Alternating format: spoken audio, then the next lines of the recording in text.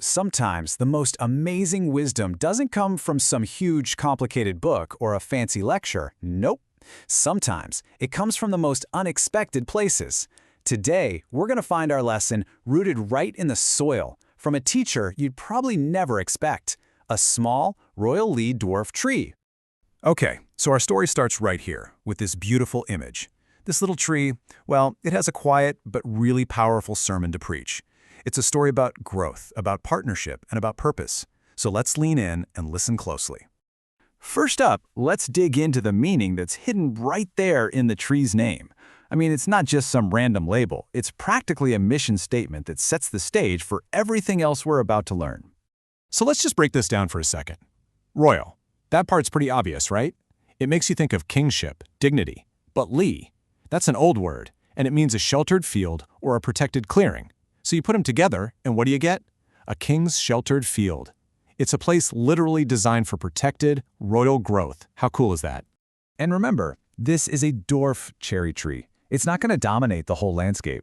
But its smallness, that isn't a weakness. It's actually an invitation to get closer, to intimacy. Think of Bethlehem instead of Rome, or a manger instead of a grand throne. Greatness doesn't always have to be huge and loud. All right, next up.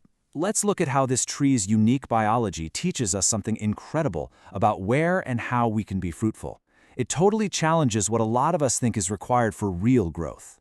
See, most cherry trees, they need a long, really harsh winter to be able to produce fruit, but not this one. No way. The Royal Lee has what's called a low chill requirement.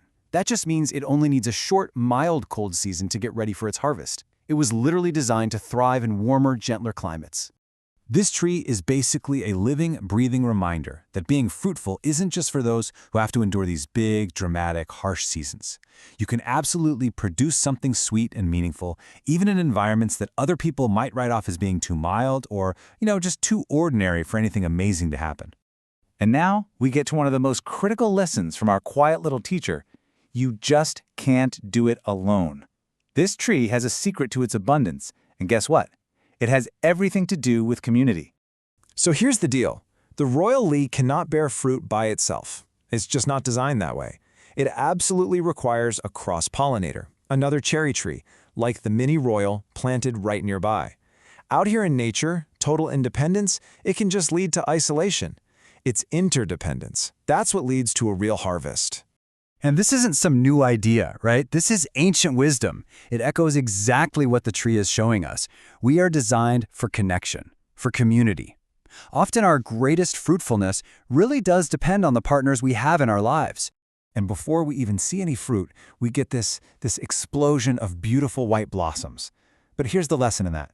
Those gorgeous petals, they have to fall away. What looks like a loss is actually the necessary step to make room for the fruit to grow.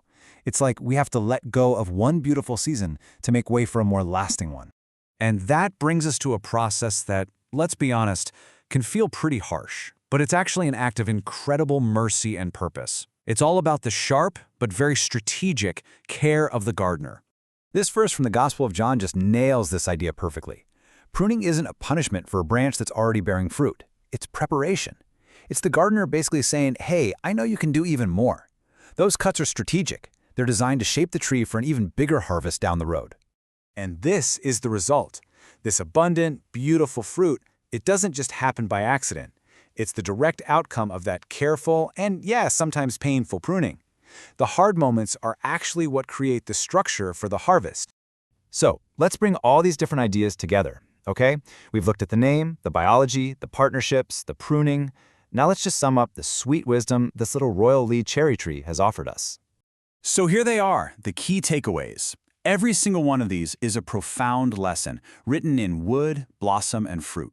From thriving in mild places to needing a partner, this humble tree has shown us such a powerful model for a fruitful life. And the final product of this whole journey? It's fruit that's described as having both sweetness and structure. It's firm, it's not fragile. And it's really a testament to the entire process, the sheltered growth, the partnership, the pruning, all the things that created it.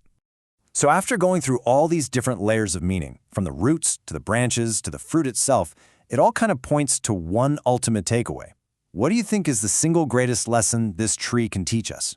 It's that royalty in this kingdom often looks humble. It looks accessible and generous.